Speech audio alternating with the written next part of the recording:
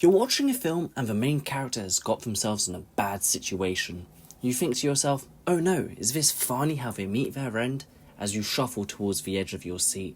Then poof! For no reason but luck alone, they manage to escape to live another day. That's fine though, you think to yourself. I'm sure there's a logical reason for why they are still alive. But the reason never comes. That is plot armour. Now, what if I told you there's one simple rule to fix plot armour? And for our convenience, this was done so well in the newest John Wick film. But first, let's rewind a little bit. How can I talk about a solution when I haven't explained the problem yet? So, what is plot armour? I believe Urban Dictionary said it best when it stated that plot armour is plot devices that prevent important characters from dying or being seriously injured at dramatically inconvenient moments. Or a less formal explanation would be moments of bad writing where the writers could not think of anything to logically prevent their characters from getting critically hurt because they still need them for their story. Now, you could be thinking, how does this even happen? Well, there's two repeating patterns that I notice that result with the need for heavy plot armour. Number one is that the writers try to make the danger too big to increase the spectacle of the situation. Think Game of Thrones Season 6, when Arya gets stabbed about 20 times in the ribs, then falls in a dirty river. If she got stabbed once and lived, it would be okay, but being stabbed 20 times looks much more exciting. And number two is that writers have made their characters too powerful to be able to lose. Think Rey Palpatine in the new Star Wars films. She's perfect, and therefore can't lose or it will damage her character. Now, I don't know if you agree, but reason 2 is normally not as bad and annoying as reason 1, which brings us to why. Why is plot armour bad? To put it simply, it takes you out of the story. And if you feel like you are watching a film, then it is a bad film. So in my scenario at the start, imagine they survive again and again and again. Tell me, how many last minute escapes would it take for you to completely lose interest? I mean, the character will clearly survive anything. So why should you worry? Why should you care about anything that's happening if there are no consequences? As an example, look at the first season of Game of Thrones. It was so good because anyone could die and there were realistic consequences to characters' actions. But by the later seasons, suddenly no one could die anymore, even though the dangers were significantly bigger. Talking about bigger, if you are finding this interesting or helpful, do subscribe or leave a like to let us grow together. So, as I promised earlier, there's one simple rule that fixes plot armour, and John Wick 4 did it in one of the most interesting yet simple ways you can imagine. I mean, they were kind of forced to come up with something new. After all, our man John has gone through 3 films at this point, avoiding hundreds of people trying to kill him in various ways. So they needed to create a new, simple and reliable out for him in sticky situations. How did they do this? Simple. They literally made plot armour into a character. This character being Mr. Nobody.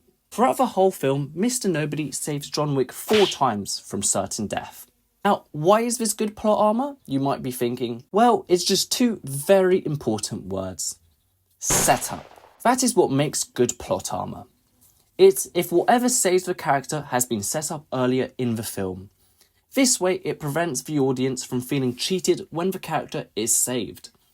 In this example, we are informed that Mr. Nobody is going out of his way to protect John because he's waiting for his bounty to increase so high that it makes it worth his time to eliminate John himself.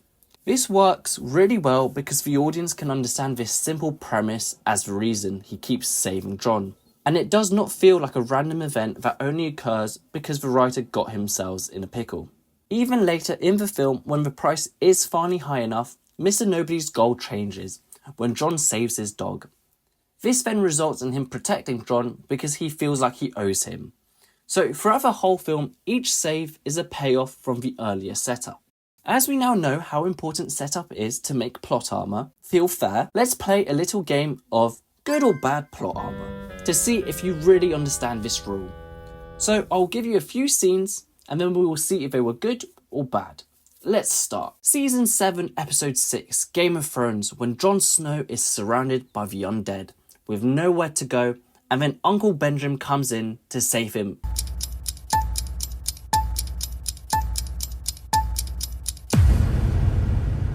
Lord of the Rings: Return of the King, when the Ghost Army comes and cleanses the White City from all the orcs.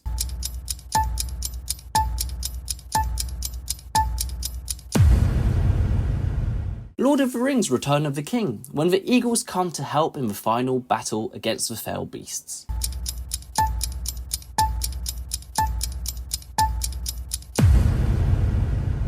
Star Wars: The New Hope, when Luke blows up the Death Star without using the aimbot.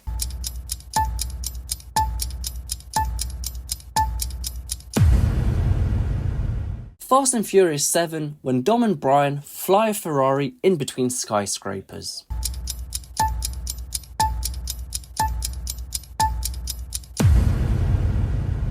Obviously, I really simplified what was happening in these scenes, so apologies if you don't know what I was referring to, and I feel bad for you that you are so uncultured. Now for the answers. Jon Snow one is obviously bad plot armour. The last time we saw Uncle Benjamin was like 5 seasons ago, and he has not been mentioned since. Why is he here? How did he get here? You don't know, I don't know, I doubt the writers know. It had no setup whatsoever. Aragorn bringing the Ghost Army to save the day. Good plot armour. This whole rescue was a major subplot for our characters. We knew they exist, and we saw earlier that they cannot be damaged by anything but Aragorn's sword. Now, imagine this was the first time you saw them. You'd be so confused as to what they are or why they are here. Now, the Eagles coming to help. It pains me to talk bad about the best film ever, but this is bad plot armour.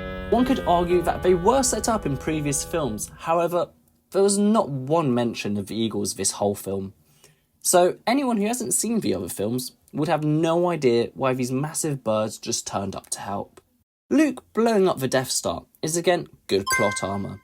The whole film was setting up Luke trusting and feeling the Force. So him using his power at the end of the film is no surprise to anyone watching. Finally, the Fast and Furious scene. This one was here to trick you, as it is good plot armour. This is because the previous films and earlier moments in this film have set up that these films don't follow the same rules of physics as our normal world. And obviously, I'm joking, this whole franchise is one of the worst when it comes to bad plot armour. So, now that you know what can make or break plot armour, another annoying thing in recent films is how films and TV shows try to write female protagonists. So if you want to learn how to properly do it, check out this video.